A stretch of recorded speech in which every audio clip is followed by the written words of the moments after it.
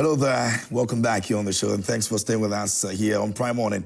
It's time for us to get into News Flash. It's proudly brought to you by Franco Trading Enterprise, still phones Papa Pafi, and we're entreating you to go to Franco and grab yourself any of our gadgets. We've got products that you need, home appliances that you need. We're talking about television, we're talking about phones, CCTV cameras, and also we've got refrigerators that you can buy from us. 40% discount is what we're giving you on all products that you buy, accessories that you buy from us, and so please come walk into it, look at our place, our branches, and enjoy the very best of it. Please do call us on the numbers on your screens, and again, do not call numbers on social media. Just call the numbers you're seeing on your screens. You can also go and download the app. It's Google Play Store, it's Franco Trading app, and you're good to go. Our website is www.francotrading.com, and you can get all the info you need, the updates you need, and you want to check all our branches over there as well. It's pretty simple. If you've got any special person out there who you want to show some love and you're thinking of buying the person the phone, whether iPhone, Samsung, Nokia, the place you have to go is Franco Trading Enterprise. Quality is guaranteed and our customer service is always top notch. You don't want to miss out on that opportunity. So please do go there and grab something for yourself, and trust me, you will not regret it. All right? Many thanks. This morning we're here, as always, our business is to get into the newspapers, the front page, and check what has been reported, and then get into our substantive issues. We'll be looking at 61% of Ghanaians who have considered leaving the country. Afrobarometer has revealed. We'll look at that, and also WAEC in Kumasi. We have parents who have stormed the Kumasi office of WAEC with regards to the withholding of the awards results. We'll talk about that. Yesterday, Oliver, as promised, met the appointment committee. It was a back and forth conversation, and finally he got to apologize, and also said he was going to retract what he said, also delete the post and issue a disclaimer as well. But people are asking, was it really, worth the time that was given to him to come and do what he did, or we could have just gone past this without necessarily, quote unquote, wasting everybody's time with that, public appearance of Oliver and the appointments committee. We'll take a look at that also here on the show. Maybe it will be our opening comments. But let us know, what do you think about it? Do you think it was worth every moment that was spent over there, or we could have just walked past this without necessarily wasting everybody's time? Yesterday, remember that we were supposed to have done some vetting, but it never happened. And so we'll take a look at that as well. My guests are seated in the studio. Let me just introduce them, and then I'll go on the front page of the various newspapers. Then we'll get into our substantive issues. Please send your messages to us. We're streaming live on Facebook. You can drop your message over there in real time, and also our WhatsApp line is active. You can drop your messages over there as always. And I've been joined in the studio by lawyer Kwame Jantuah, and he's a senior member of the CPP. Lawyer, good morning. How are you doing? Good morning. They said, show me your friend, I'll show you my character. Yeah, my friend. So. KFJ. No, we've got KFJ. We do have some good characters. Show me your character. We stay home, we don't go out. Is that the character? Is that what it is? We avoid bad friends who would influence us negatively. We're thinking of adding Mr. Sekwame, our group. We're a bunch of good people. No comment. Thanks for your time this morning. I appreciate it. It's good being here. Sekwame Graves is here as well. How are you doing? I'm doing very well. You don't mind joining our group? Not at all. Oh, yes. I told you. We're a bunch of good people. Thanks for your time as well. Really appreciate it. All right, let me run through the front pages of the newspapers, and then we'll get into our conversation. Our Daily Graphic this morning says that free SHS benefits 3.9 million, not 5.5 million, says Minister Haruna Ijusu, who's been captured over there. 2025 Africa Prosperity Dialogues open today, and debt restructuring. Ghana gains $2.8 billion US. That's also something to look out for. Now, Dr. Atukeso Hilford, Forson is captured over there on the front page. Roads Ministry audits debts owed contractors. And remember that we said that somehow we owe some of them 5,000 Ghana cedis and all that. Well, the Road Ministry is doing some audits on that. And so we're looking forward to what will come out eventually. Minister of Works designate outlines plans to develop sectors. That's Daily Graphic this morning. At the back page, Nungwa livestock breeding lands and the siege. A Greek minister to petition oral committee. And Upper West Regional Command fire embarks on night market patrols. That's a good one because right now you wake up and boom, somewhere is burning. So we probably should be doing this and be making sure that those who are involved are brought to book. Now, the Ghanaian Times this morning says Angela lists assets, role in BCM leadership, and president returns home from 3-nation visit. He was, captured with the chief of staff, Mr. Julius Debra. Away from that, Ghana official creditors committee sealed pact enjoys $2.8 billion US dollars debt relief. And back Vomowo renders unreserved apology to appointments committee, and people are not excited about the whole hearing. Now, restore hope to cocoa sector. Farmers says so. Glady Traditional Authority hunts for person responsible for burning portions of Afajato. The Chronicle this morning is reporting a couple of issues, and it says that military alone can't fight Galamsey. Omanebuama bluntly tells Parliament, and Parliament endorses Mohammed's ministers. And the one that had issues was Honorable Amakufibua, who was believed to have been rejected by the minority with claims of him making some pronouncement about the former president, His Excellency Nana Dankwa Akufo-Addo. He was actually asked to apologize, and he said no, he won't. He actually expressed the reason why he wouldn't do that, but also said a few things that would probably even come across like he's sorry about what he said, not necessarily an apology though, but there was a problem with that, and the minority decided that they were going to block his approval. Well, Owen Chips MP clash over Galamsey, and that's the Chronicle. So that issue seems to be the only issue that came out of this so far, has come out with regards to the approval of the ministers. I mean, every other person seemed to have sailed through, regardless whatever it was. The New Republic says that Samira's land baroness runs to court, seeks injunction against explosive tell-it-all story. And from red to green, Ghana's $2.8 billion debt relief boosts economic recovery as official creditors sign a MOU. And Dam's prosecution against Arthur Force in the ends. Godfred Odama's persecution against Arthur Force in the ends as Abundance ambulance appeal case. So that issue has also gone. And Vomowo clears the air, denies NDC link amid bribery claims and apology. All right, so remember that prior to that, the minority minister, the minority leader in parliament actually said that he was some sort of a chronic NDC person. He says that he's never been an NDC. He's a proud CPP member, and he will continue to be so. Anyway, let's take a look at that situation that happened yesterday. And I'll start with you, yourself. Right. A lot of people before even the whole hearing, when he was summoned, were asking questions about why we want to dedicate time to hearing an issue of that sort when we have a lot of vetting to be done. Yesterday, finally, he went, as expected, the back and forth and all that, but eventually we'll end up where he just apologizes and it's business as usual. Yeah, and not only that, I think that not only was too much time dedicated to this, but also something that happens especially in the judiciary too.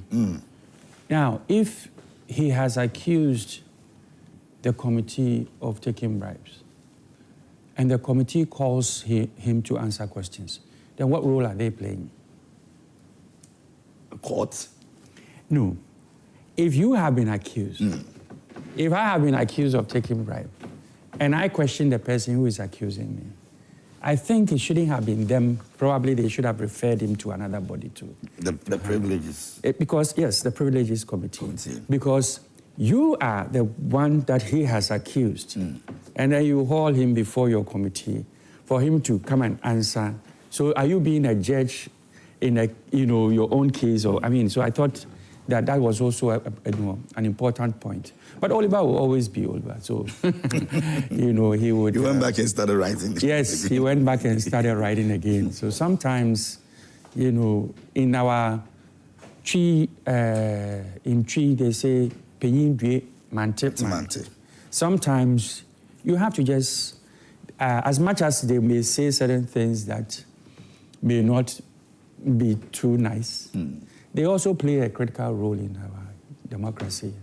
So I think sometimes you just ignore some of these things and just, focus your attention. But integrity was at stake here. These are honorable members who have distinguished themselves very well. For somebody to sit and say that they are taking... I agree with you. That's why I said the Privileges Committee should have handled that. Because they are being accused. I remember one time I had an issue with my boss. Then he wrote a letter to suspend me. So my response to him was that, what role are you playing? In your letter, you said that I had, there was some fights between you, a verbal exchange between the two of us. So you have accepted that. You also participated.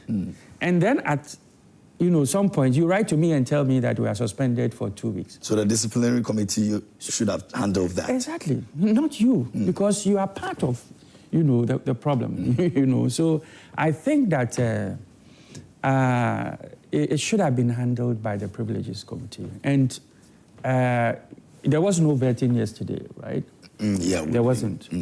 That tells you that you focus on your core assignment or your core mandate and then deliver and let others handle things that are of such nature, I think. Okay. Lawyer, there was a lot of back and forth. I mean, some people were hoping that he was really going to be dealt with. Some members on the committee wanted him to speak. They said, no, the lawyer is there to speak for him, so they won't allow him to speak. Well, by law, it is what it is.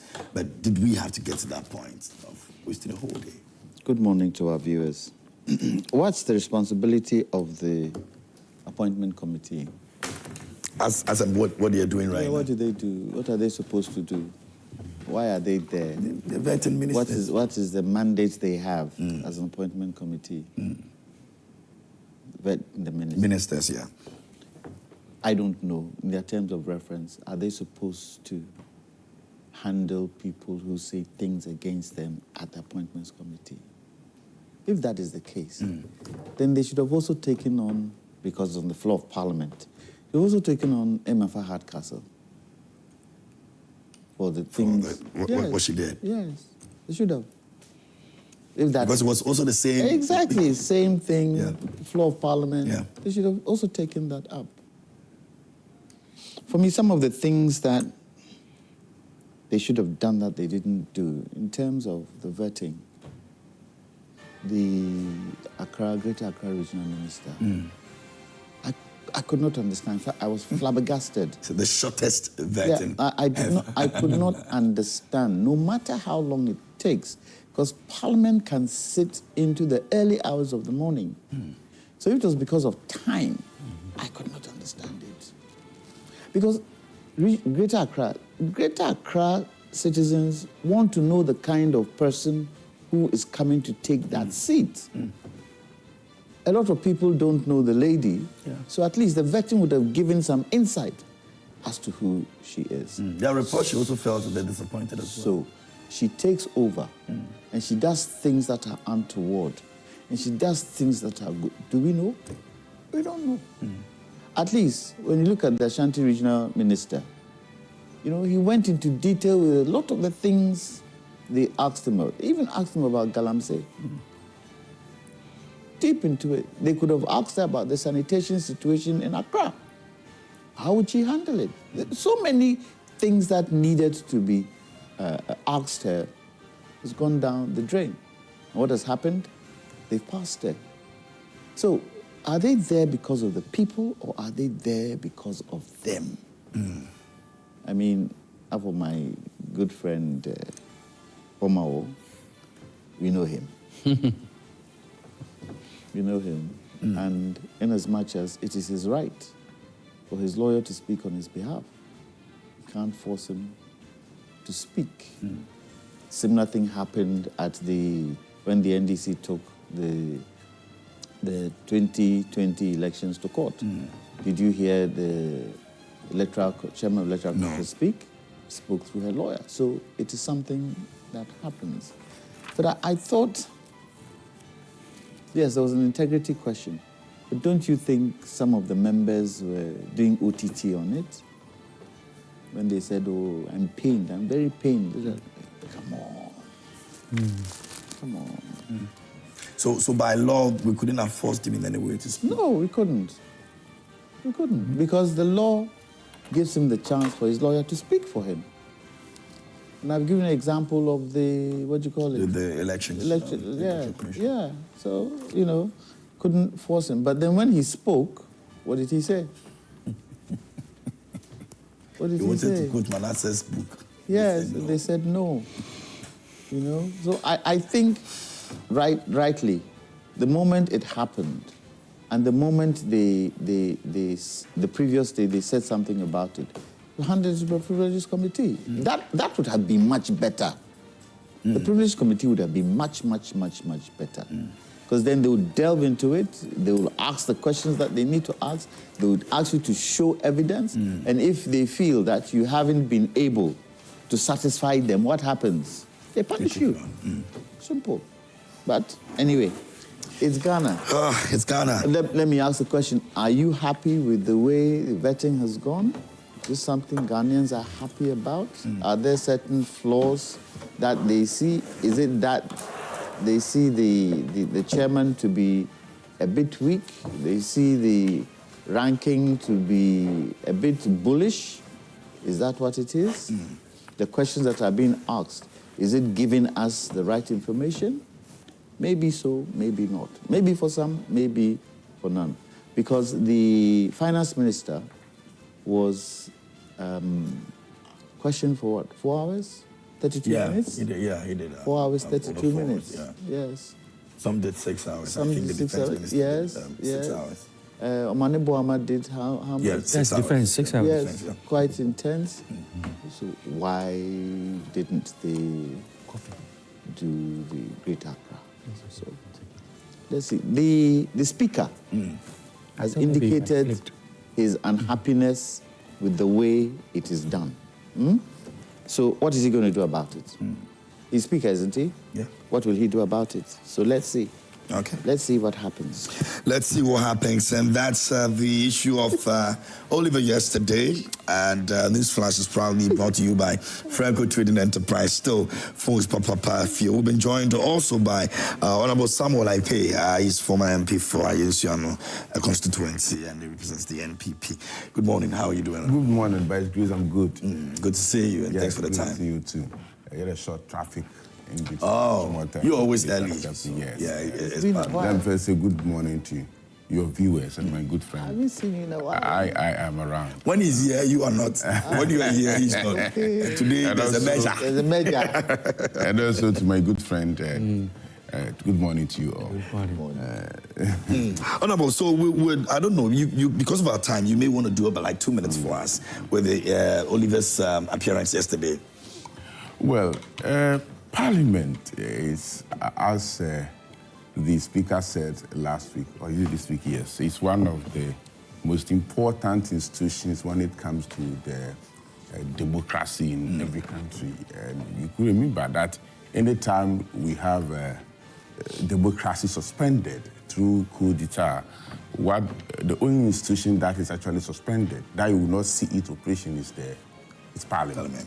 You will see the executives have skeleton, executive moving some weight, where the president will be there, will form his council or a committee to work with. And you will see the judiciary working as a civil servant to support the government. But Parliament is scrapped. So it is important, if we want to protect our democracy, it is so important to protect our Parliament. And to protecting the institution of Parliament, Parliament must accord some form of respect. And unfortunately, among all the three arms of government that we have, the arm that seems to not giving the needed respect is Parliament. And I don't know whether it's because the people elect us to be there for them. So they see them as, for want of better words, messengers that have been sent to work for them. So they can talk to them anyhow, they can treat them anyhow, they can say whatever they want them. But that is not helping building the institution called Parliament. It's important Ghanaian sees that, Parliament is people, or parliamentarians are people that we have asked them to represent us in Parliament, and therefore we should be able to give them the needed respect and the recognition that requires of them. But it seems like everybody can get that level in the form of allegation on parliamentarians and solve them anyhow and God's faith. That is why the framers of the Constitution are saying that we have a committee in Parliament to check those things to make sure that parliamentarians are protected in some way. I'm not saying this only to those who, or Ghanaians that have elected us to Parliament, but also the parliamentarians themselves. At times, the way you present yourself, at times, the way you also talk to the ordinary Ghanaian on the street, or the way you talk to people who are ready to criticize Parliament also will depend whether they will react towards you. In science, we say is it tell of motion, every action there's equal and opposite reaction. So when you react towards people, we have freedom of speech. We have, free press. So definitely people also be free to talk to you. It's like the military regime where you cannot talk to the PNDC secretary or PNDC. Yeah. Even the DC secretaries, when you have to be very careful. But here, the electorates know that, for me, it's a freedom. You cannot beat me, you cannot arrest me for criticizing you. Okay. But when the critics go beyond certain level, it worries. And I think it's important as Ghanaians, we should try to give the needed respect to our parliamentarians. Very well. Now let's move to our next conversation, and it has to do with the education sector. WAEC in Kumasi's office, there have been parents that have besieged the place, and they are demanding for the release of the awards results. Now, the most affected was T.I. Ahmadiyya Senior High School, and it is believed that they were asked. Parents or the students were asked to report if they were involved in any malpractice during the exams. And interestingly, nobody did until when the results delayed. And over 2,000 of them, have been affected with regards to this. And so we want to look at it. Now, with the new minister hoping to make things, better in the education sector and some of these things coming up, how do we navigate our way around it to ensure that we're not having issues like these, popping up? I'll start with you, lawyer. Your question is, I'm trying to identify... So in Kumasi, there have been students whose results have been held, and the parents have stormed the place asking the WAEC people to give the results to them, even though they've been involved in some malpractices. They still believe that they have to go to school, so they should give them So WAEC has held over 2,000 results. And they're telling the students to do what? To come and identify themselves. Yes, if you were involved in malpractice, come. So if you withheld it, then you must know those students who involved in the malpractice. So why don't you call them out? Mm-hmm. It's not the responsibility. The burden is not on the students. The burden is on the organization that was conducting the exam. And it's up to you to say, Kwame Jantuah, we saw you do X, Y, Z. This is the evidence. Bring it up. But when you say you have held everybody, was everybody involved in the malpractice? They should be able to tell us whether everybody was involved in the malpractice at T.I. Ahmadiyya School. And if everybody was involved in the malpractice, then it's the headmaster that you need to sit with and discuss how you're going to handle such things. Because if it's a few, name the few, name and shame, and give the others. So it has delayed them from getting into university. Universities have already chosen their students, haven't they? Or they're still in the process? They're still in the process. Still in the process. If the process ends and they don't have their results, what will happen? You can still deal with people by giving them their results and showing evidence that Kwame Jantuah, you did X, you did Y. And because you did X, you did Y, we can prove it. So probably the sanctions that need to be given should be given. I don't think we should make a song and dance out of it. Pretty straightforward. But if you tell parents to bring their awards, and reading the what do you call it? The report. They said they did go. When they got there was nothing. Yeah. Absolutely nothing. So what is happening? It is something the Minister of Education should take on and take on quickly, because I'm sure there are some students within the groupings that they're looking at who really weren't part and parcel of this malpractice. Thank you. Sorry. Yes. I think this is very unfortunate. And I say so because students who have sat for exams, you know, hoping to enter universities now cannot go because their case is not being determined yet. It's very important to make that point. You suspect that perhaps they engaged in some malpractice, so you withhold their results.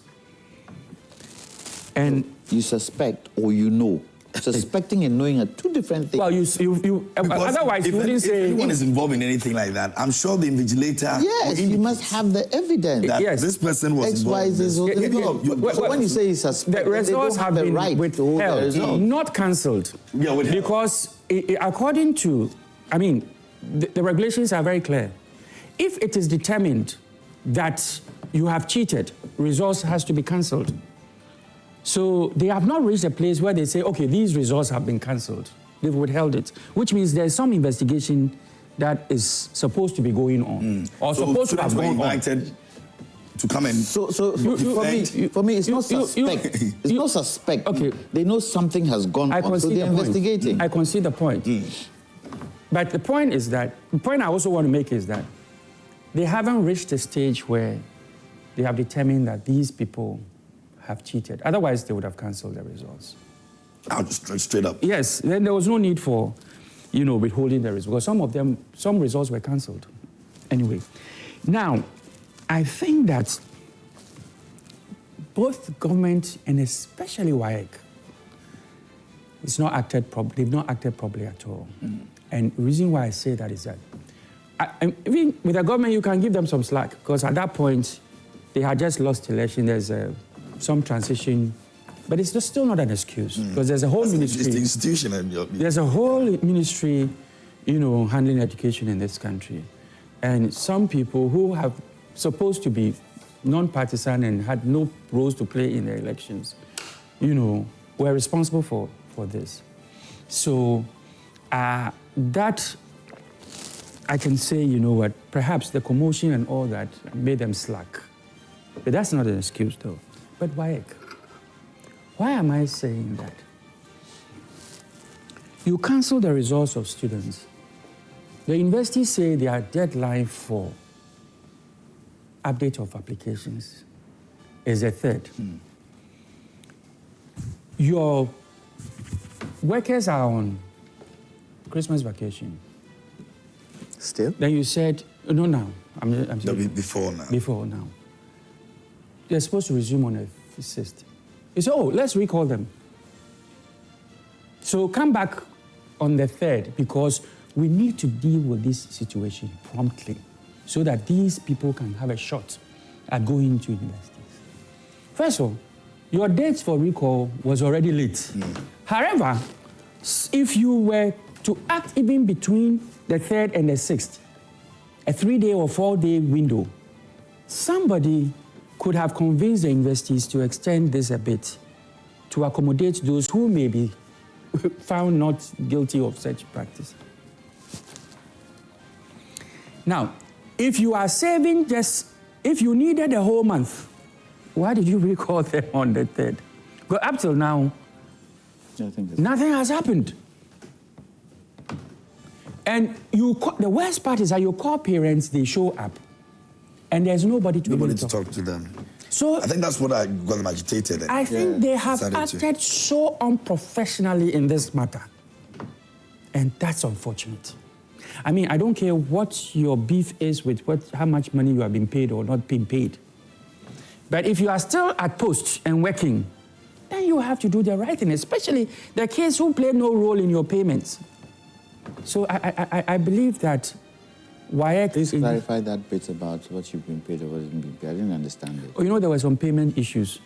The results was delayed until the 29th. And even the 29th, they threatened not to release it until they... Okay, the monies that were owed, that WAEC needed to pay before that. So, I think it was 100 and something million yes. that were supposed to have been paid. Yeah. Yes, so that was government paying them? Government paying them, yes. Yeah. So, you know, so I think that, you know, WAEC has acted so unprofessionally in this case. And my point still remains that if we are, what's today's date, by the way? Today 30th. is 30th. If we are going to be having this discussion on the 30th, why did you recall your workers from Christmas vacation 3 days earlier? Because the essence of that, and putting out a press statement saying we are recalling them just to deal with this matter, the expectation is that you are going to work very swiftly and then have this matter settled. Because there are some schools.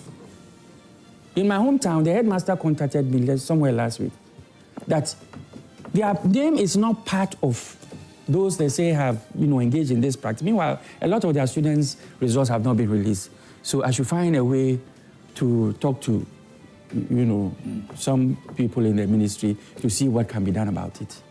You know, so I don't think that they've handled this matter, you know, appropriately at all. Very well. Thank you. Let me move to your Honorable. Honorable, your take on that.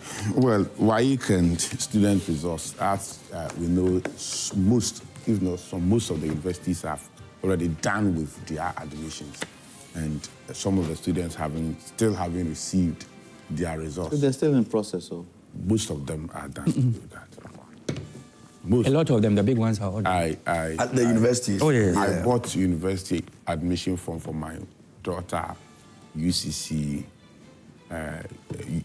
Legon, and also at Legon deadline was the 3rd. They've done of January. So that you normally have other options. Normally the medical students admission was the last. Yes. It's always the last. My godson is a medical school now in Houston. Yes. So when medical students admission is closed, you should know. Because for the medical student, they will do the entrance examination, they will do the interview. Yes. So DS delays a bit. Yes. So at the time that you see medical students they do the means yes. most of the programs are already gone. So it's getting too late. If it's not too late to some of the students who are still having their results fulfilled. What had been the process of West Africa Examination Council when results are suspected to be fraudulent or yes, and they have to hold it for some time. Let us know how they go about it, because this is the first time that we've heard that they've heard the results and it is delaying, they are not releasing it. The point should be made. If you think or you suspect that there are some frauding or examination practices, and you invite the students or the parent to come and face a committee and they refuse to come, you must set up a deadline of which, after they have refused not to respond to your call, you release the results. If it is failed, it is failed. If it is cancelled, it is cancelled.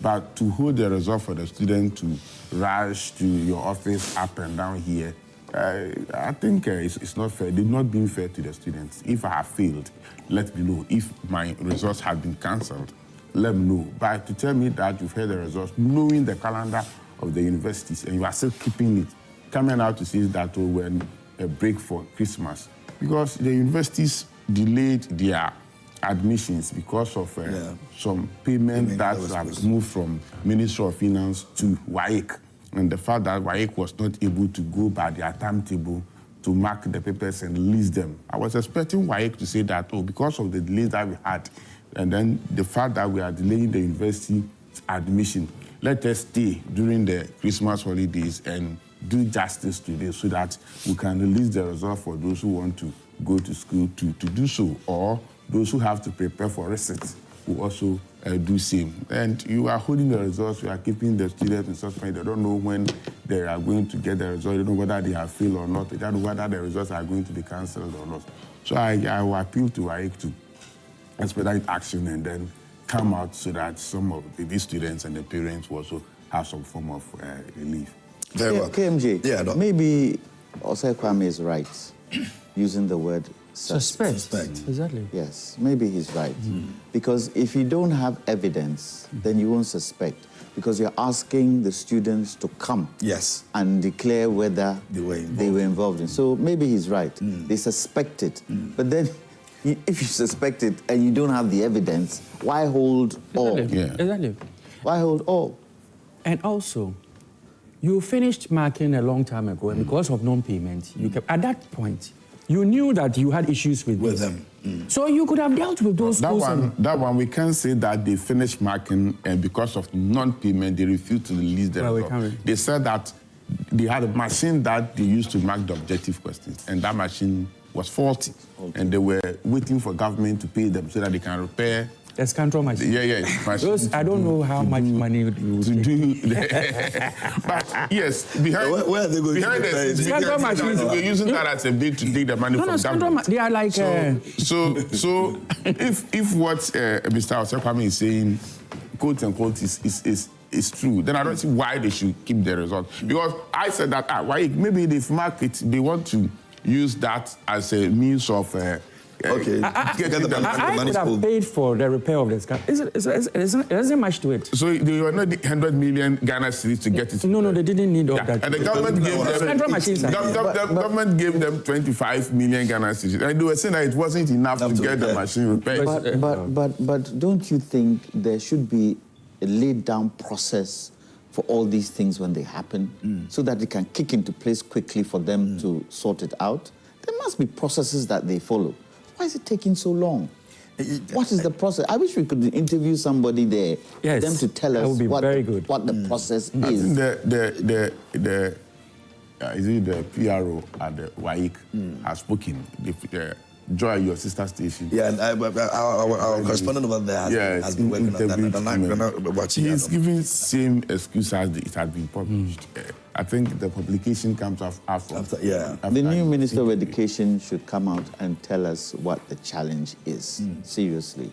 And this is part of making the place... Brother, I want to make this... WAEC issues... I want to make this passionate appeal. Before government, Minister of Education and Minister of Finance will come out and say that we are taking the burden of parents by not allowing them to pay the registration fee to WAEC. We should make sure that indeed we have money locked at the ministry. But you mean the first year? You mean the first year? No, this is for WAEC. For free registration exercise the previous government gave out. You see, you don't ask me, don't go and pay, I'll pay. Then WAEC will rely on government and say that no, registration fee, and there's no money. Because the registration fee is what WAEC take to process marking and going all through the process to get the results out. So once government says that I've absorbed the registration fee, government should be ready to have enough money to pay WAEC on time. Now politics. I almost brought a point I was afraid of being accused of playing politics. No, the fact is this. There's this you don't have the money. Account. Why do you go and promise? There's this saying I can.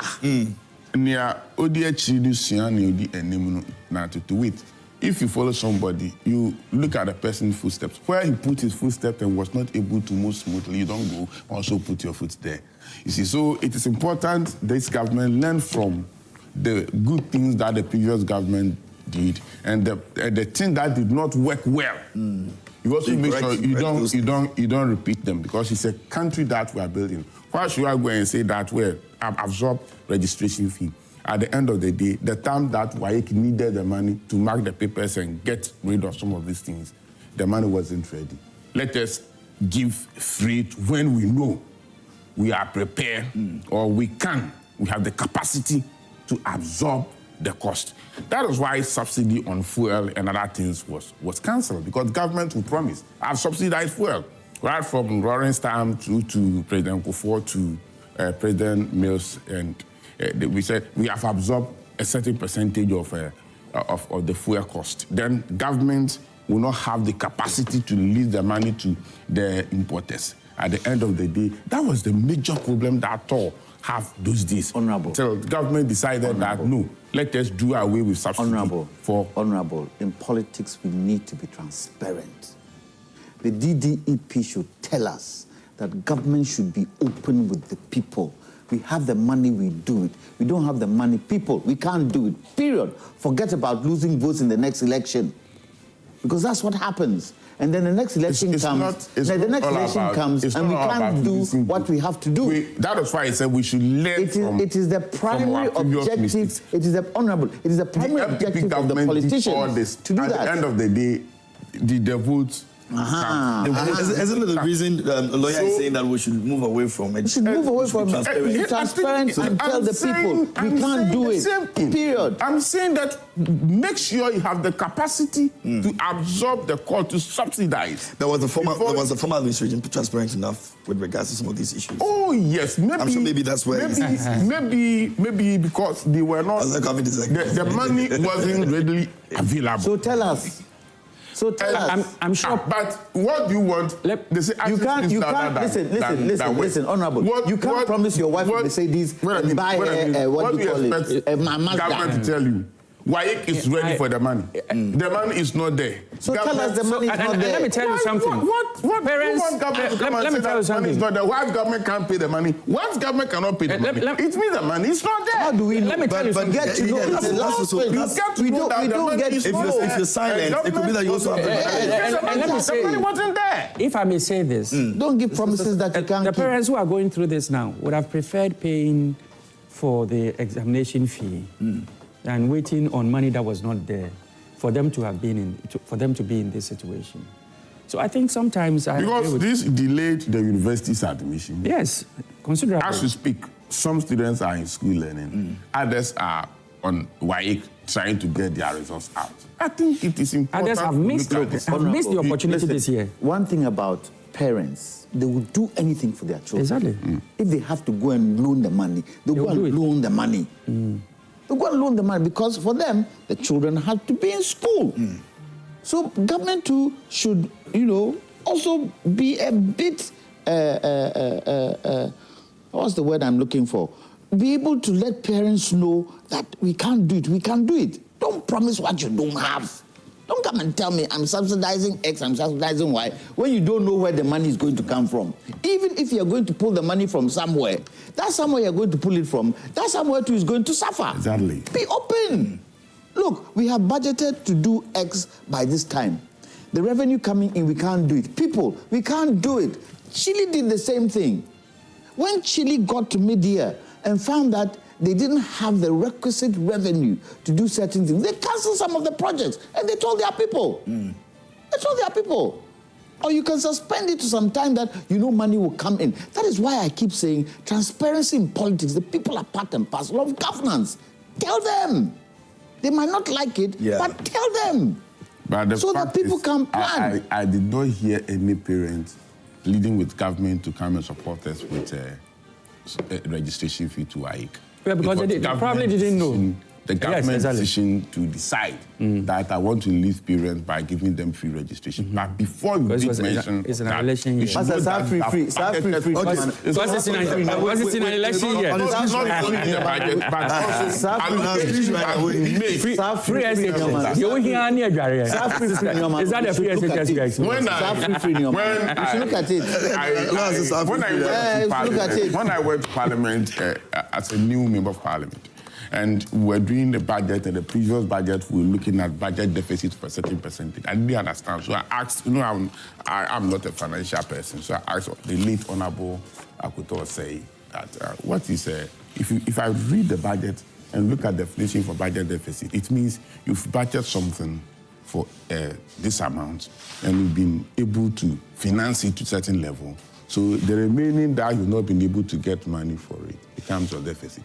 It means you've created your own deficit. If you want a deficit to be 1%, you have control over it. If it is supposed to be 10%, you have control over it because you know your inflow and then you know your expenditure. So why can't you match your inflow from your expenditure? Rome wasn't built in a day. So why am I saying that having 10 billion Ghana cedis as my inflow and I'm going to spend 15 billion Ghana cedis to have a deficit of 5 billion? Why can't you say that I'm expecting 10 billion, I'm going to spend 8 billion. So at the end of the day, I will not have a deficit, but I have a surplus of about 2 billion. So we do that, and then the opponent will come and say, hey, your budget deficit is too much. You couldn't. Meanwhile, you have control over it. So at times, governments and finance ministers, we create our own problem. If I have to build 10 kilometers of road and that will increase my budget deficit, why not building 5 this year? So then next year you build 5. I said it's politics. Okay, Politics. I think it is. Let's take a look at the reports that the Nabuachi Yadam put together, and then when we come back, we'll attend to the 61% of Ghanaians have considered that they want to be Afrobarometer. Especially in the Ashanti region, with some schools affected, including T.I. Ahmadiyya Senior High School. Over 1,600 students have been affected with their mathematics results withheld. The parents who are aggrieved with the awards came in saying that they disagree with WAEC on their stance. Some of them shared their frustration. It's emotionally and mentally, it's not easy. As I said, I have twins, a boy and a girl, and they both went to Amas. It's not easy to see your friends, maybe colleagues, the secondary school they went to, maybe not, but they went to a different JHS. Oh, mommy, this person has got into Legon, this person is going to Tech. You have to be dealing with their mental state and emotional state, it's not easy.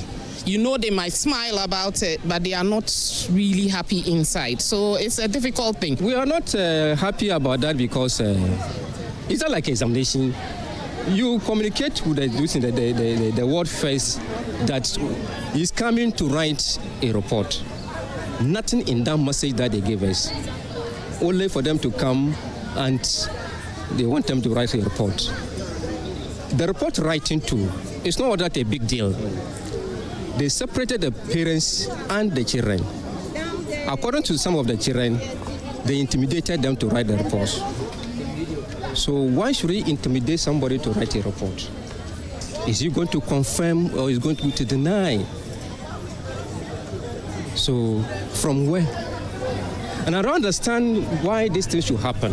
A frustrated student from T.I. Ahmadiyya Senior High School who has his mathematics results withheld spoke to Joy News. What are your expectations after writing a report? Definitely they should release our results for us. That is all what we need, because maths is not like any other subject that you expect a lot of answers. 1 + 1 is 2, so definitely you can't expect someone to get right 3. So we are about to write a report and see what will happen. There were numerous confrontations between the students, the parents, and WAEC. According to WAEC, they would only allow the students to write the report to indicate whether there was any form of examination malpractice. There are malpractices that goes on during the examination. Some of the malpractice that goes on during the examination, some could be caught red-handed, and some may go unnoticed by inspectors. But during the marking of the papers, it is unraveled that some of the candidates were involved in malpractice, and we call it, if it is mass cheating, we call it collusion. So they colluded. And for that matter, when they report to WAEC, WAEC also take a third party to go through the scripts that they allege that they have colluded. So per their report of the third party, those that we engage them to go through, we call it scrutiny, to scrutinize the scripts. After they have done all those exercises and then they have come up with their reports, we must also come down because the investigation has not ended, it's not complete. So we must also go to the field and also ask the candidates per whatever they have seen, also ask the candidates of that problem that they have identified in their scripts. Do you get it? So if you look at it, you have the evidence. You write the report, per whatever we explain to you at the spot. And that is all the exercise that we are doing, because these things, a lot of issues have cropped up saying that, oh, WAEC don't give candidates the opportunity also to express themselves, whether they did it or they did not do it, because you and I were not there. There was some form of confrontation between the parents, students, and officials of WAEC here in the Ashanti region. For the parents, they want the results of the awards released or the paper cancelled for them to retake the examination. For Joy News, my name is Nana Boachi Dankwa Kumasi. All right, so that's a report put together by Nana Boachi Dankwa from Kumasi, and that's where we stand right now. We're going to be reading some of your messages you've sent to us, and then we'll move on to our next issue. 61% of Ghanaians have considered leaving the country in situations where America is beginning to send everybody back to their homes.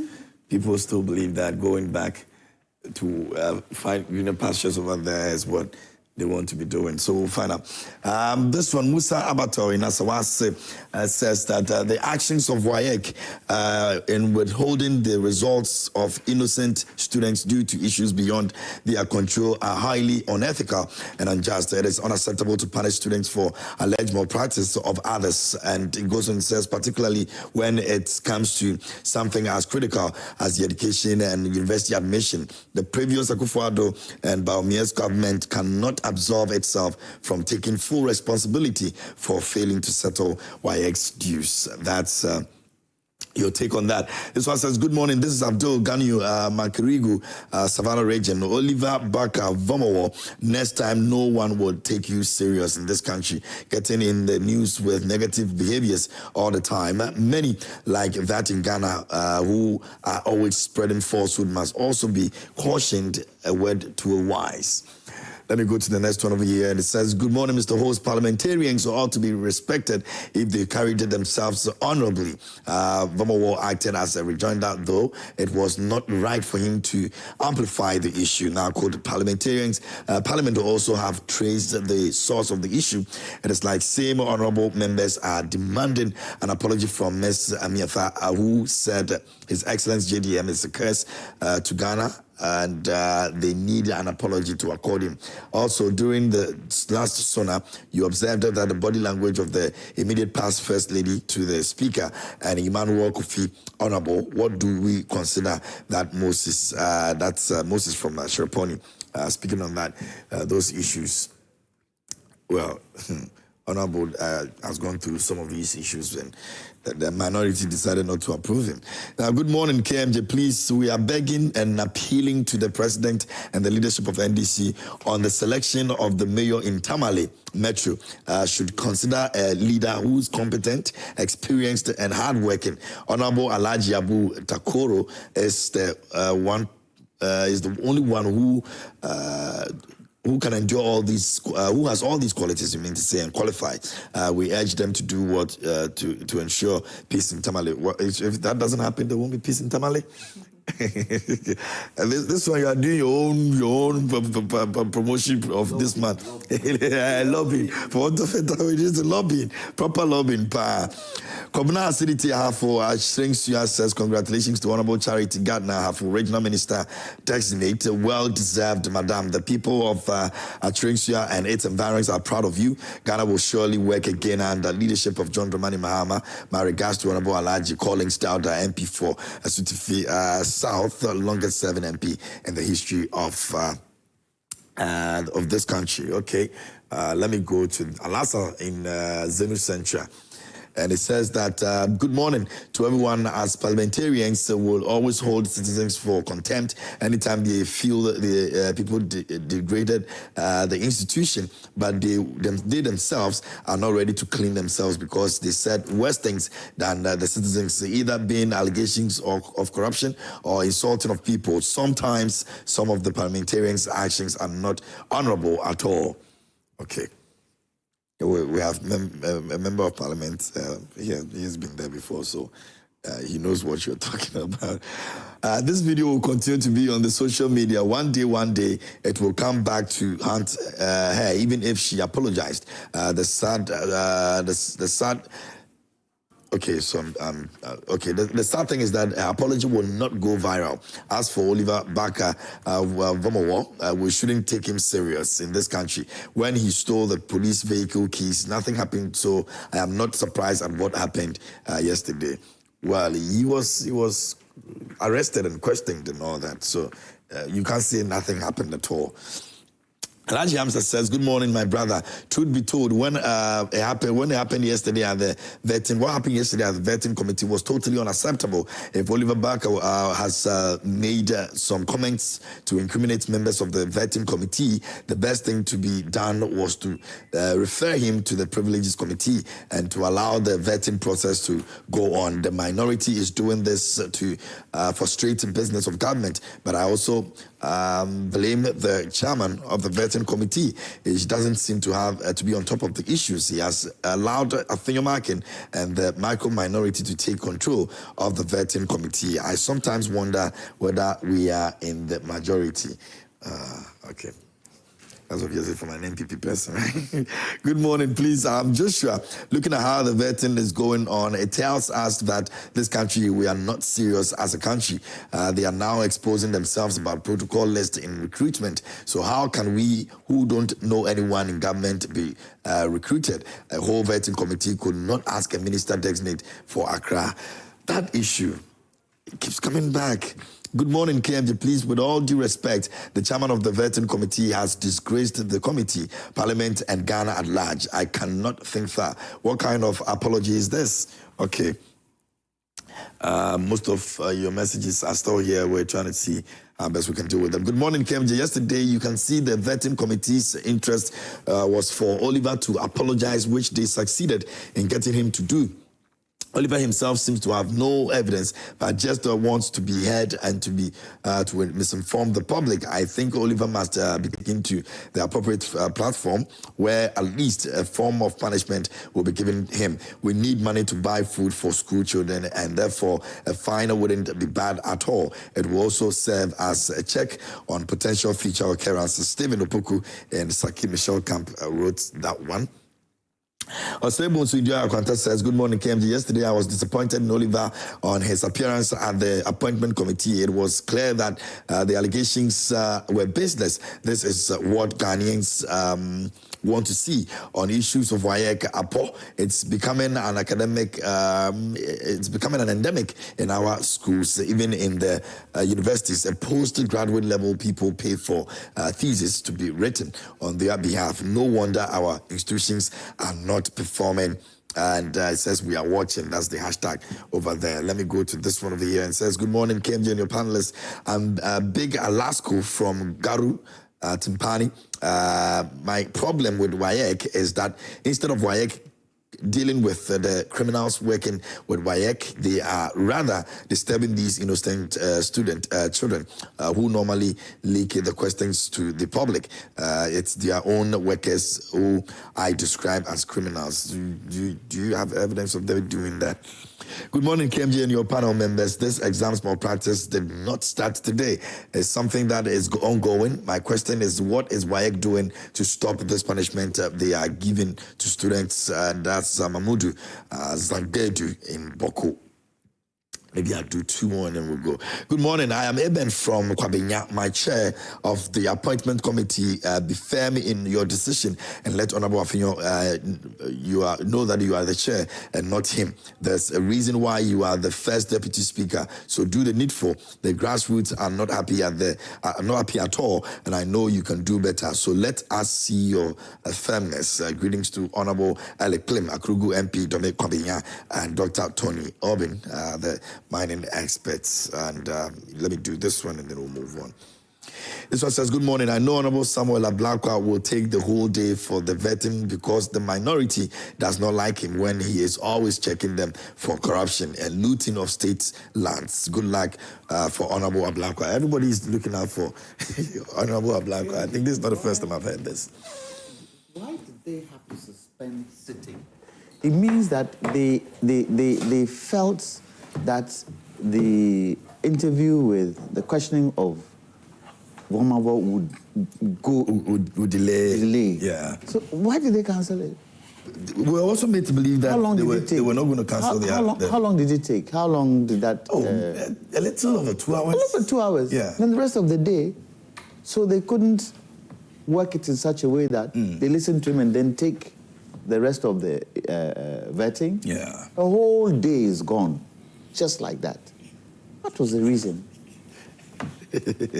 Anyway, so I'm not thinking maybe they are there to serve the people of Ghana. They are not there to serve themselves. That is what, when you're giving such a position, that is what you should always have at the back of your mind. What will the people of Ghana think? And from the comments... Exactly. That's what we're thinking now. Now, Afrobarometer has released this report, and it says at least 6 out of 10 Ghanaians have expressed a desire to travel abroad in search of better opportunities. According to the 2024 Afrobarometer report, these individuals have considered leaving the country primarily to improve their economic circumstances. The report highlights that the proportion of citizens who have given a lot of thought to immigrating has more than doubled since 2017. And that's crazy. And they make examples of how difficult the country is. 72% of them are 18 to 35-year-olds. Anyway, let me start with you, Mr. Kwame. Yes. Actually, you know, currently I'm teaching statistics. I teach actuarial statistics and calculus in some of the universities in the US. So I go through every semester. You teach what? Calculus and actuarial statistics online. So I go through this process of, you know, teaching, you know, how to conduct surveys, you know, and, you know, all these research and what have you, the whole process, almost every semester. And you have a ton of papers to grade. Students coming up with numerous research questions and picking data and what have you. So when I see these things, I look at the methodology first. And I should say that Afrobarometer, which is a Pan-African, non-partisan research network, has one of the best methodologies. They have, you know, they do stratified random sampling with a standard questionnaire, and most importantly, they conduct face-to-face interviews. You know, when you look at Gallup and those things, they do phone-in interviews, and you leave a whole segment of the society who are not on your phone list. And the most important aspect is that when they find out that their research is not yielding at least 70 to 80% participation, they discard it. This is Afrobarometer? Yes. And the reason why it is so is that if you have a good chunk of people not responding, you sample and they don't respond, they could be doing so because they have the most negative view of your question. Okay. So I have a lot of respect for what they put out. And they indicate that most of our citizens want to migrate because they want better standard of living. And their reasons, main reasons is work opportunities, which is 55%, and economic hardship. So these two constitute 88% of reasons they are giving for migrating. Some of the things you have read already, say 6 in 10, you know, which is about 61% say they have considered leaving Ghana. And then they say that it actually increases with level of education. Those who are more educated say it's about 78%. That's around 78%. Yeah. Yes. And when highly educated. Yes, highly educated. More than 2/3, which is 38% of the people who are currently unemployed. So you see that when you look at employment as a factor, there isn't any significant difference. Even people who are employed still want to go. Yeah. Because it says 68% of the people who are currently unemployed have thought of leaving Ghana, while nearly as many as part-time workers, 65%. Difference is only 3%. And then 63% of those who are fully employed also want to leave. Now, let me not, without being accused of being a bit partisan, you know, let me indicate that there's a reason why they do these surveys when there's a change in government. Immediately, there's a change in government. And so you see, the last time they did this was in 2017. Yeah.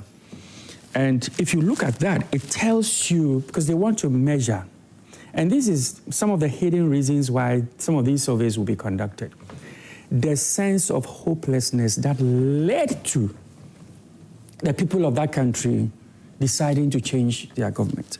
And if you look at that, you see that per their report, I think you have this report. Yep. Per their report, in 2017, people who said they've given a lot of thought to migrating was 20% in 2017. It's more than doubled. It's now 44%. 44%, yeah. Yes. And you see, this tells you that, we are in a situation where probably people are at record high. We have record high number of people who are losing confidence in the way things are handled in our country. So it is my prayer and hope, and I'm also I'm confident that, as a new government will do the right thing to restore some of these, because some of these people, when they set their eyes on migration, they refuse to do things that will put their future in a better condition. I don't know. What is the right thing that you expect the government to do? You say they will do the right thing. What right thing? Oh, no, I'm just saying that I'm confident that, because there's a reason why it has shifted from 20% to 44%. Obviously, and I don't want to sound political. So that's what you are trying hard to avoid. Yes, I'm trying very hard to avoid sounding political. But you see, it tells you the level of hopelessness that this immediate past administration has put, I think we would have been here a long time ago. It tells you, a level of hopelessness that, so a new dawn is before us. 2016 to 2024, that's what we experienced this. That's what, yes. This is because of the government's in power, at the time, and how they manage the economy. Exactly, to the point where there's so much hardship that even those who are fully employed, educated and employed, want to leave. You see, so I am very confident. What are we seeing different now with the NDC? Well, with the NDC, you can be sure. End up having another 4 years. You can be sure that people still wanting to leave the country. Yeah, but the numbers are different. The numbers were 20% in 2017. So it's now 44%. That the numbers will be different in 4 years' time. That's what you think. In 4 years' time, definitely they will be different.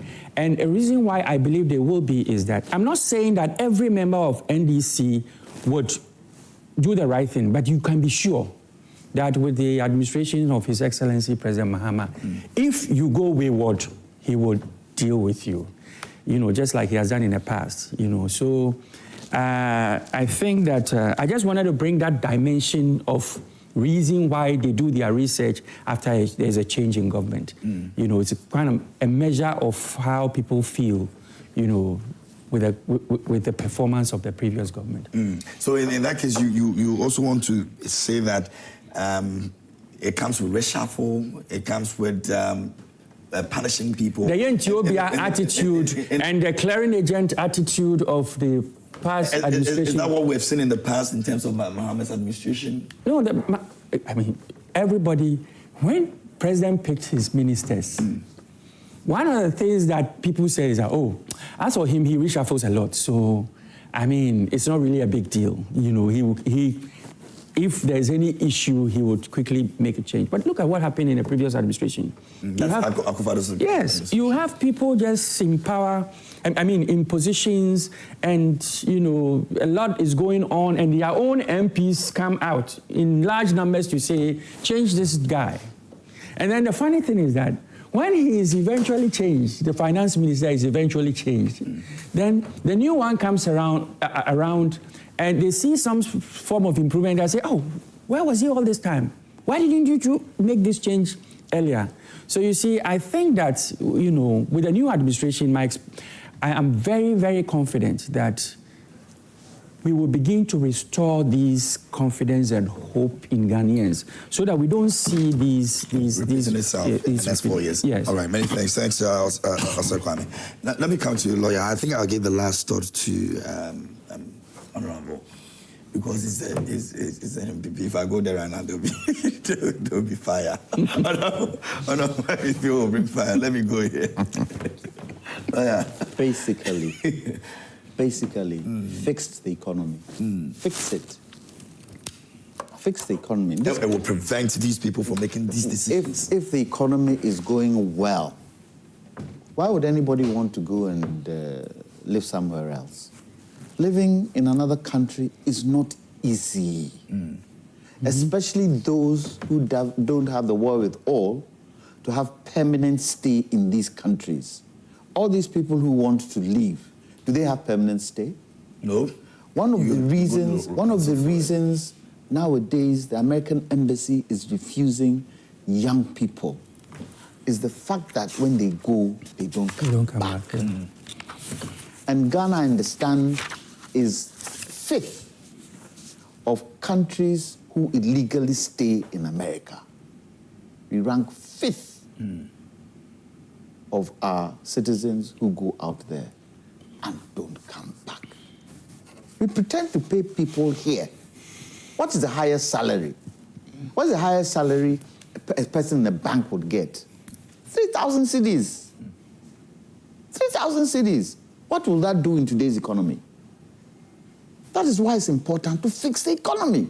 That is why it's important for the cedi to be stabilized. That is why it's important exchange rate should come down. That's why it's important inflation should come down.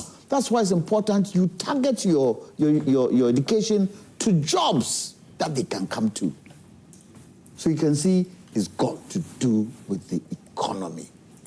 A lot of us left this country. I left 22nd November 1978. I left Ghana with my A-levels. After A-levels, I went to the UK. And with my A-levels, I got into university in the UK. Can it happen today? Can it happen today? It can't. And government, from what we've been through, has to sit down and ask the question, why aren't we able to pay our people right salaries? Why? How much does a doctor earn? You said they're highly educated. So I take doctors to be highly educated. How much do they earn? How many lawyers have you heard say that they are going abroad? Tell me, do you ever hear lawyers saying they are going to find their, abroad? Never. All the lawyers we have stay here. Why is it so? They pay better? Whatever the case is, they can link with other lawyers out there and make money still. Still. It's a kind of profession which goes into any type of sector you want to go into. So the opportunities are there. Look, we want a situation where our embassies, they go out there, they look for what the people want, the demand of the things the people want in those countries, and download it back into our own so that we can work out how we can satisfy that demand. That's what China does. Look at China today. Look at China today. It is a shame. I even thought that, the highly educated people won't be part of it. They are part of it. Young people, unemployed. What skill does an unemployed person have? So they go out there, what are they going to do? They are going to work in the hospitals as chambermaids. They are going to sweep tube stations. They are not going to do any meaningful jobs, because what are they looking at? They are looking at how much money they earn and how they can multiply it to make plenty cities in Ghana. Convert it to the cities. And you see, the danger of going to live outside is the fact that you get into a comfort zone situation. And then as the years pass, you stay. When it's time for you to come back, you have nothing back home. And that is the danger. When you have nothing back home and you decide to come back, you are worse than even going now. Because you don't have accommodation, your network is all gone, Your juniors who used to be your juniors are now up there. Exactly. They don't even know you. When you come, they don't even want to hear you. They say, oh, I went to a decided, I'm a decided person. So what? Simple. And sometimes they feel, we will show you where power lies. So look, yes, there could be benefits with the highly educated, but the youth and the unemployed, really and truly, it's difficult. The onus is on government to make sure that the country can look after us. And let's face it, we are not a poor country. What we are poor at is this. Because Ghana can look after everybody. Singapore, what natural resource do they have? Zilch. Okay. There's a spot. Compared to our natural resources, we are even finding more natural resources. Look, there's a Chinese company that has come into Ghana. You know what they are doing? Tiles. I'm at the AGI. They're doing tiles. They're using our clay to do tiles. You know where they're making most of their money from? Export. They've now entered the American market. You do the tiles here? Tiles here, yes. The only thing they bring in is the pigment color. That they used to do the different colors of what you... They're They're using our clay. And they're exporting and they're making money. So we as government need to be deliberate to be able to identify certain areas. Look at Melcom. It's third generation today. Third generation. Look at the shops they are opening. The commanding heights of our country are not in the hands of Ghanaians. The commanding heights of our country is in the hands of foreigners. Yes. We need to ask that question and answer that question to make it possible for the people to get hope. Look, when we started the oil industry, some of us said, after a while, shallow water, leave it for Ghanaians. And you see, the mistake we did was from exploration to production. We did it in 3 years. Normally, it takes 6 to 10 years. What happens? Within that duration, you train your people to be able to get into the industry too. We didn't have that opportunity to do that. And we started breaking things back to front. Okay, we missed that opportunity. We are now looking at onshore. Onshore doesn't need an FPSO. Onshore doesn't need certain things that offshore needs. Onshore, you only need tanks and pipeline. Let's start inviting the private sector to go in there. Encourage them, go in, go and learn, go in there, because you just need a pump jack. How much is a pump jack? A pump jack you can get for $20,000, $30,000. Let's be deliberate so that if Ghanaians are in this industry, does the money go out? The money stays here. Goes into our banks. Our banks become very liquid. They can give money to businesses. Spend it here. Spend it here. That is why I'm looking forward to this economic dialogue. And I hope this economic dialogue that the president wants to have is not just going to be bashing the past government, but to find reasons why there are certain things not happening and how we can make it happen to move forward. Okay. As it stands right now, if we are supposed to pay our debts, we're looking at over 22,000. Yes, everybody has to pay. Yes, 22,000. Let me make a quick comment before my brother comes. Sure. I think we need to educate the youth in this country.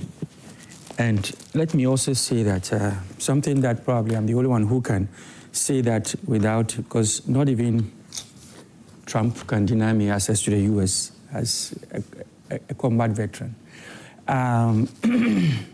The U.S. He's embassy, trying.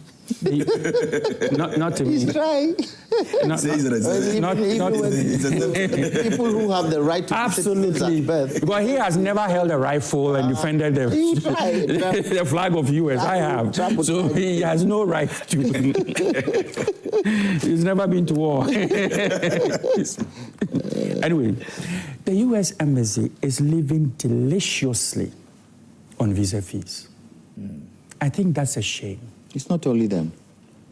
But I think the UK, they only ask you to go and pay when, have they changed that? When you have a visa. The visa fee. Yes. Yeah. The US will take it whether they will give it to you or not. And I think that's a shame. You also go through the same thing. Oh, then they've changed that. Yes, it used to be. Yes, you pay. You don't even go for interview for that. Yes. As of the US, you go interview and they tell you. Yes. You see, US, UK, no. And you know that the amount of money they make is enough to pay all their bills here and send efficiency home. Yes. And I think that's a shame. But what You don't have to. That is the What point. the government is doing What is our foreign ministry doing about that? Because I think that we need to come to a situation where even if you are, because the embassy is here for other reasons other reasons, not just to issue visas. So you shouldn't have visa fees just paying for every staff living in the country and at the same time sending some money back home. It's not right. And I think that the foreign ministry should tackle this thing and have have some conversation with the United States, on this matter. And, well, just to add to that, there's also belief that some of these monies are taken just to prevent people from going to, the embassy and asking. And obviously, it's not working. But it's not working as well. Obviously, it's not working. It's supposed to be because there. when you hear the amount of money you're supposed to pay for all of that, and some have to go through other means to get those. Kenji, let me ask you. You're a young person. Is Ghana that bad? Is Ghana that bad? No, it's not. I've stayed in You're a young UK. person. I've been in the US. Yes. I've been in this place. Is Ghana that bad? And I see the living. I've got friends who live there. I travel to the US and the UK, for example, and I don't want to stay for 2 weeks. I get tired. I get to the UK and the next thing I'm calculating is when am I coming back to Ghana? Unfortunately, some people don't see it that way. In the US, I get there and when it starts being cold, I'm like, I can't stay here. I can't go in snow and all of that, and I run away.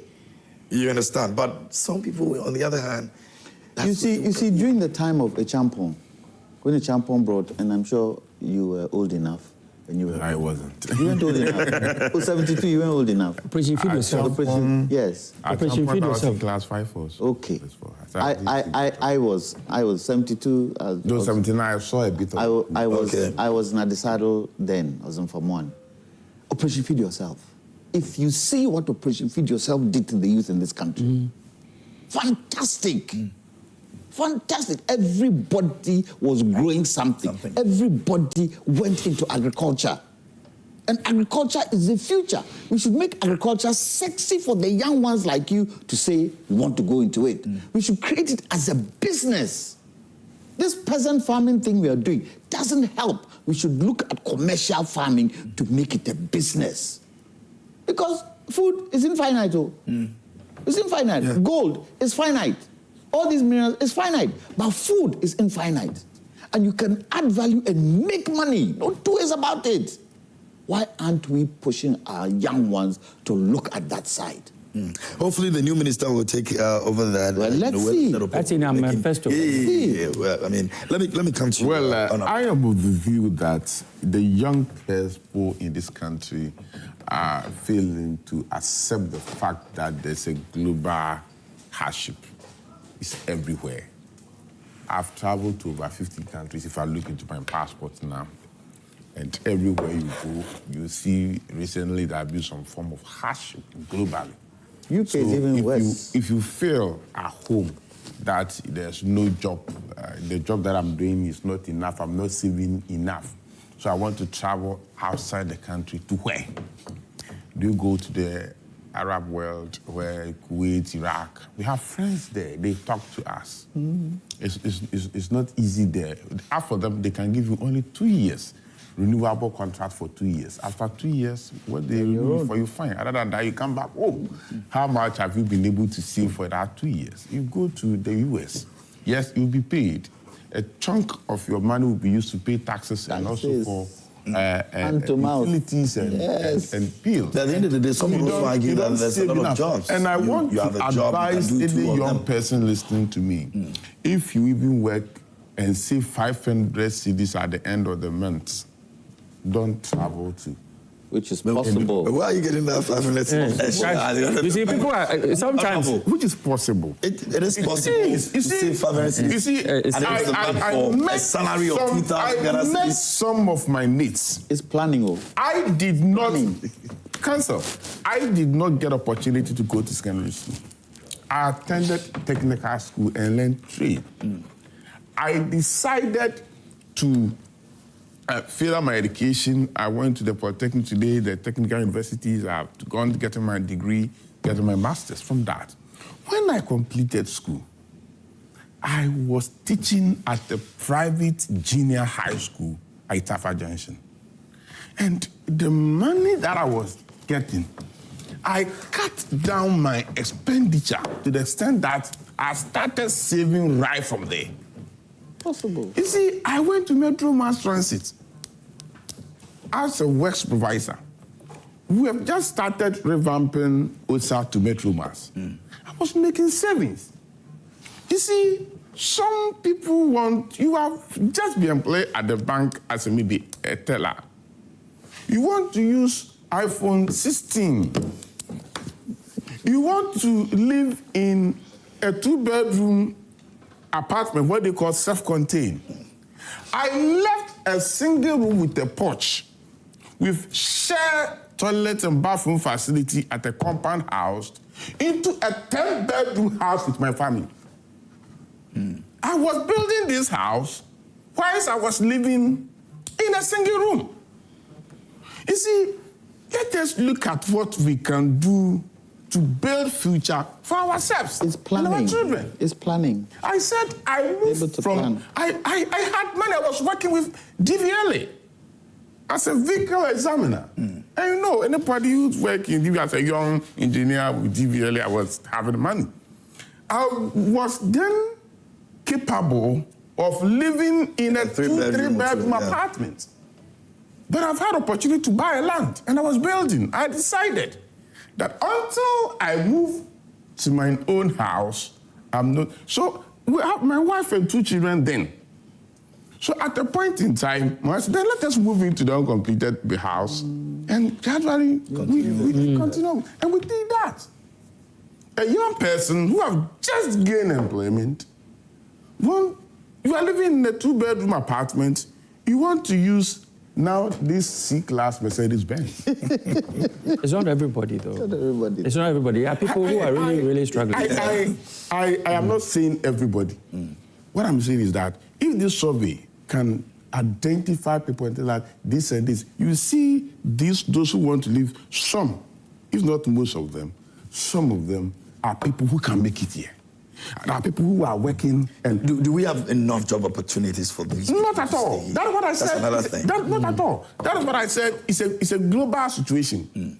If you don't look at it as there's a global hardship, and you think when you travel to other countries or other jurisdictions, you are going to make it there, my brother, it's not as But easy Honorable, as we you should think. try and find out why foreigners come into this country and they make it and we don't. Because they come with capital. These are the issues They come with that capital. I It's have the to issue- raise. So if they come with the problem- capital, we need to look at that I was capital. sitting at the Availability. washing bay, and I called these guys that are the Nigerians or Burkinabes who are doing shoe shine to come and polish my shoe for me. I started interviewing the guy, finding out where he comes from. He's from Niger.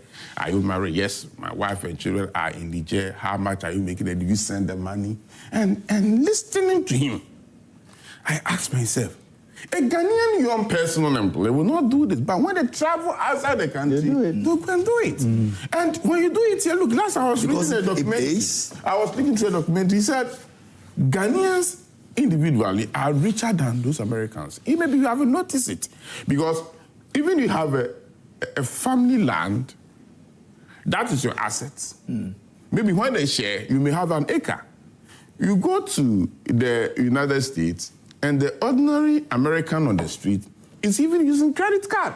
No, but Honorable, the thing is that the cost of land today makes it difficult for young people to purchase. So that is where government should try as much as possible to look at that. Because if KMJ is young and he wants to buy land, he might not have the wherewithal to buy the land because of the price. The price, yeah. And you Let us try and be moderate in our expenditure as young persons. Let us try not to rush into being rich. Let us go gradually. Let us do what we can. It can help us to have an additional form of income.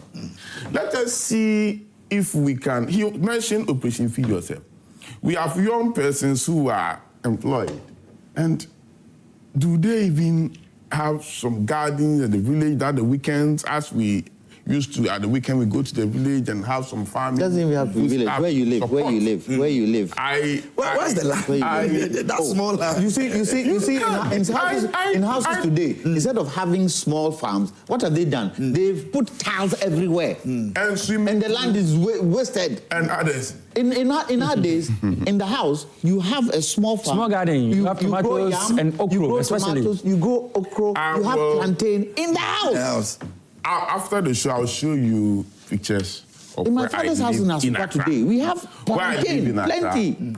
2/3 of the house is a farm, not a garden. I'll call it A farm.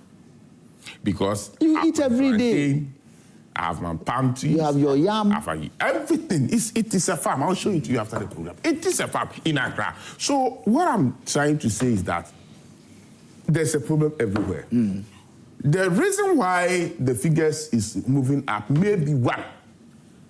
We are creating, or the previous government, let me say that, have created a lot of unplayable skills through TVETs and Free Senior High School. So people are of the view that I have completed SHS. I must be working now. The intake to the university after the introduction of Free Senior High School has gone up. So definitely numbers. Yes. Why? If there's no job for me in Ghana, why not? But that is why it should have been planned properly. So you have job opportunities already available before. The fact that we don't have the intake does not mean that we shouldn't train. You train and I don't have job. What happens? We must train. Just whether we have the intake or not, people must be trained. You don't say that I will not train because I have not created job opportunity to absorb the people that I have trained. You train them. We must have a way of creating the job opportunity for them. I also want to appeal to government to look at how we can engage like the previous government did. We have a lot of nurses at home. We have trained them. We haven't absorbed them. It's called planning. These are Honorable, also people who may be part of those who want to travel outside the country. We can do it in such a way that we negotiate with countries that need their services and send them there. It's planning. But I it's want got to do with planning. I want to appeal to all those the 80-something, however the percentage, 61%. 61% Ghanaians, that's a global hardship. Where you go, people go there, and some of them even want to come back. Look at what Trump is doing in America. Because there was hardship, he promised the people that are we not overpopulated? Are we all not struggle to have a same job that everybody wants to have? So when you vote for me, I'll make sure that those who are here illegally will be sent home so that there will be some form of space or freedom for you to move around and get a job. And people voted for him, so he must ask. He's asking people to come home because he's using the word, so those who are there illegally, those who have criminal records. But the fact remains is that they think America is getting overpopulated. So what if every country does that? So, yes. So every country have a... You see, the way everybody wants to go to America, it's not like the way everybody wants to come to Ghana. Ghana, we are even heading towards that. The opportunities are Ghana is heading towards that. If you will observe, the number of people who move from Mali, from Niger, from Burkina Faso, and other neighboring countries entering Ghana, you see them on the streets, it's something that we must carefully look at. We can't portray them like the way Trump is doing in America. But what can we do? Let us think of because before it gets out of hand. You see, we must be very careful. These are people who come, they have no skills, they have no education. What we should be careful about is galamsey. Because that is what they will come in and do. We can't be careful of these lands we're talking about. And leave the other. These lands we're talking about, instead of planting these foods we're talking about, we're using them for things like galamsey, real estate. Yes. People are building stores instead of making those lands. I have a mango and cocoa farm. There's a lot of money in mango, for example. Yes. But you fortunately have a land for it. Someone else is using the land for real estate. My brother said the land is expensive. I agree. It is. I agree that land for building is expensive, but farmlands are not that expensive. In fact, my land for mango, I bought it at 150 cedis per acre. That was out of Accra? No, not in Accra.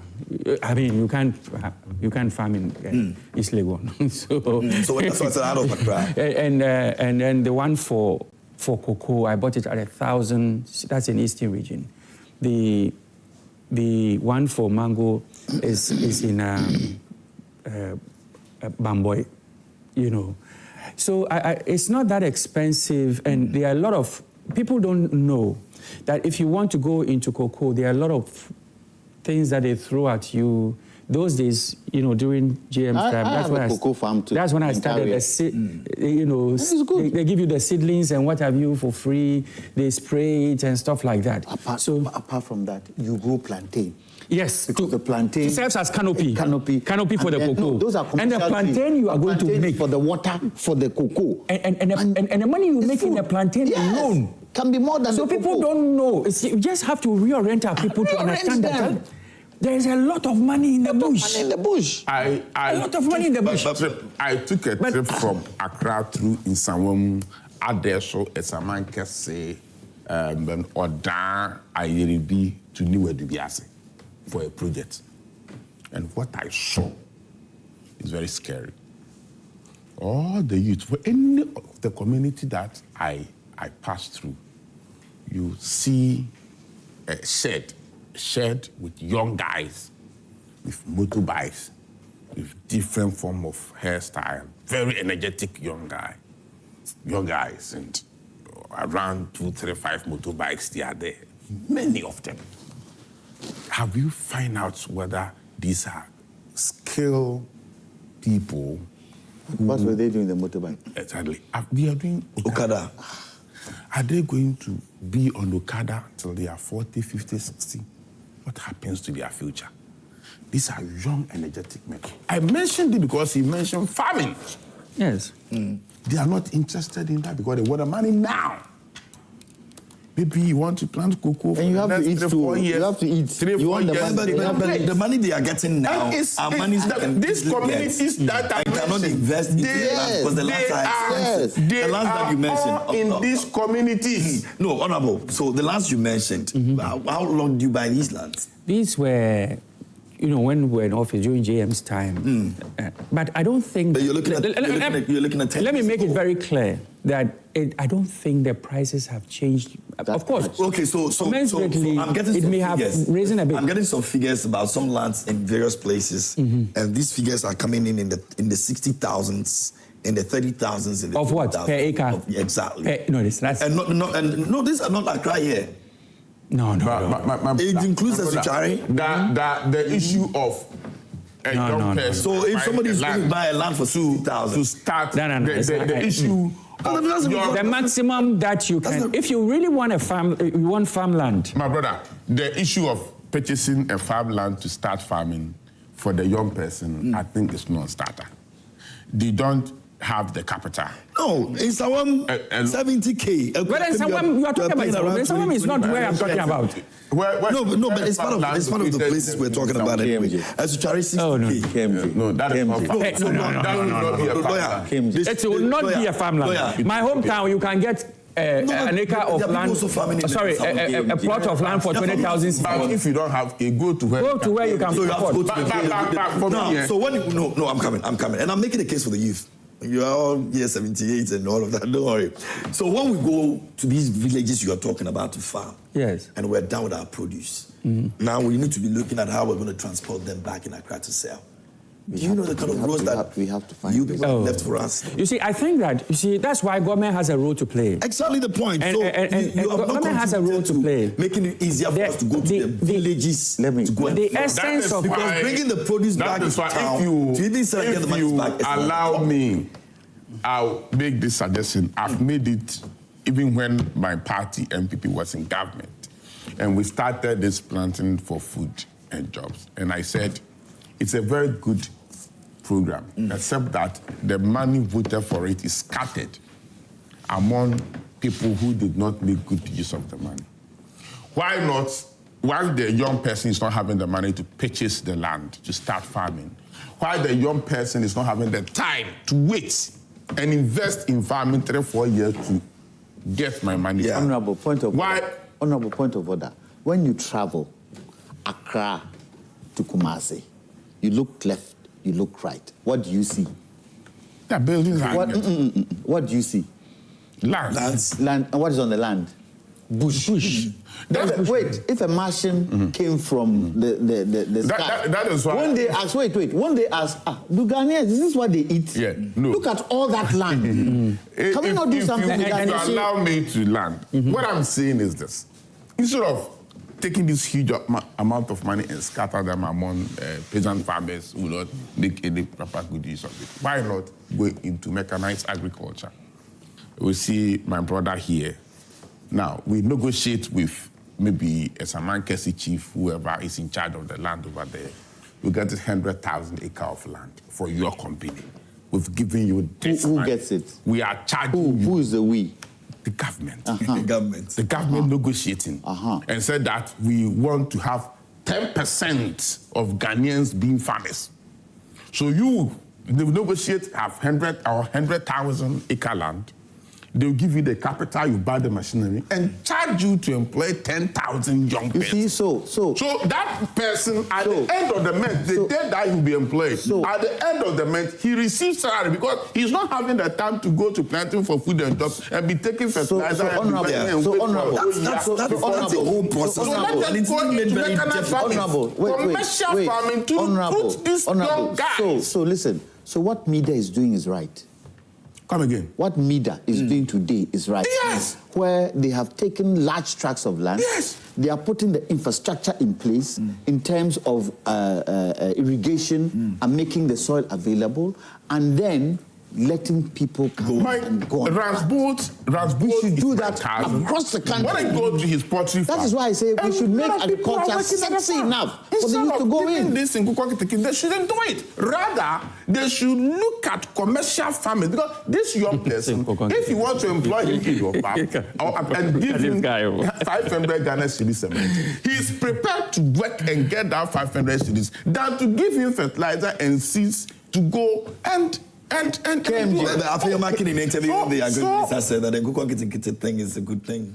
That is it. But I think we should get poultry farmers and then ask the poultry farmers to employ these young guys. KMG, I think we are missing a point. Just a minute. There's a company in this country that went into snails. Last year. Do you know their turnover in snails? $5 million. Exactly. Snail. What if one snail is expensive now? And snail, you see snail box like this, and you're trying you may have about 1,000 snails in there. And if it is even in there, 1 cedi per one, we need to orient the minds of the youth. The capital to start. So let's be deliberate. You see, let's be deliberate. Commercial farmers to do this. If the commercial farmer is doing this snail farming and his turnover is about $5 million, how many people is he going to employ? I want us to go the American way. Let us stop this peasant farmer thing.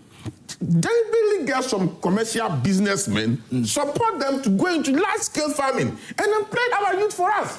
You feed him the seed, you give him the fertilizer, he's going to plant. But the next day, I went to my constituency. Someone that was a member of parliament, council, we distributed some water tanks of former President Mills, the late Mills.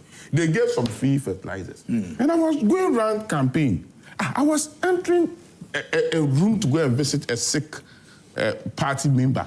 And I stepped on something, not knowing they have used the fertilizer as steps to his room. Fertilizer. Oh, okay, so in the sack. So you put one here, you put that one. Put some, not knowing, unused fertilizer. Unused one. And steps to his room. See, the one meant for the farm. So the money that you are using to some of the things you can see. Set of fertilizer in this country. Come to Ayepe. We want to have. Let me make a. Giving you this chunk of money. Go for land and employ the young persons for us. That is what we work for our country. Let me tell you something that is very funny, but probably a little bit unrelated. When I got to NIA initially as a consultant, and I went upstairs to see where they had brought in the machines for the Ghana Data Center. And I went in there with a large space. What I saw shocked me, that some of the people there had used the workstations as goalposts, and they were playing small posts. You know what small posts? Yeah. I couldn't believe it. I was like, wait a minute. Yes, and they are playing football. I said, hey. In the office. In the office. On the fourth floor. I was like, wow, you know. That's recreation. It's not a good thing. So when you're tired, you go and play football. With the servers, with the workstations. Let us go into... With a different energy here coming away. I couldn't believe it. I was shocked. And decided to go into cocoa through commercial farming, and they are ahead of us. Look, we want to do small-scale cocoa farming. We want to do peasant farmers doing cocoa farming. Let us go into commercial farming. I disagree a bit. I disagree a bit. You know, I think that, you know, large-scale anything does not really mop up unemployment. What really helps is an individual who has some excess money and decides to maybe go into some transport business and employ like 10 or 11 people. And you have that being replicated a lot. When that happens, it's proven to mop up unemployment quite a lot. So it does not take away. Well, it does not. I'm just using. That was an example. In the same way, I have a 20-acre food production. I have a 20-acre cocoa farm. Everybody should go into transport. So wait, I'm not saying that. Listen. I use that as an example. I have a 20-acre cocoa farm. I have 7 people who are working on it. Right? I have a mango farm. I have 3 people who are looking at it. And all these people, also, when it comes to... Okay. I didn't say... I use transport just as an example. I'm not saying we shouldn't. I'm just saying the small-scale farming. Look at a champon. A champon said, Operation Feed Yourself, right? Use your backyard and everywhere you can find. Plant something. This one says, good morning, sir. I really appreciate how you cut your spendings, but during your time, things were not costly compared to current times. Some people are really suffering like me. The 17 cities is my last money and my parents are depending on me. I'm using Telecel SIM and 3 days free data, but looking at the situation, the youth are suffering a lot. All right, so... let me get back and read some of the comments. These are Facebook comments. Awudu Lash Jr. says, good morning, brethren. And the invitation of Oliver Barker was unnecessary in the first place. And more importantly, the appointment committee is not clothed with the powers to investigate and come out with a prima facie case against a so-called suspect. If I had enough resources, I would have taken the appointment committee to traditional court because they set as a sort of court. As for Mr. Afenyomakin, the least said about him, the better. He can continue to show disrespect to everyone because he's minority leader. Now that arrogance has gotten a better part of Afenyomakin, surely he is bound to fall. Awudu Lash, Mafia's parliament in Newtown sent in that one. He has a parliament, and it's called the Mafia Parliament. Philip Abochi says, Honorable Dafiamakpo Eche Roxy Nelson should have been given the first deputy speaker rather than the current one who has been controlled by Afenyomakin and his cohorts. Good morning to everyone. That's Abochi Philip from Keta. Let me go back and maybe check one last message we have over here. Okay, Meshach is here, so let me try and get his message. It says that, in fact, I don't understand some people at all. So what are they expecting the lady to do after she apologized instantly to Anodon Prayer on her misconduct? Or do they want her to be crucified before they will be satisfied?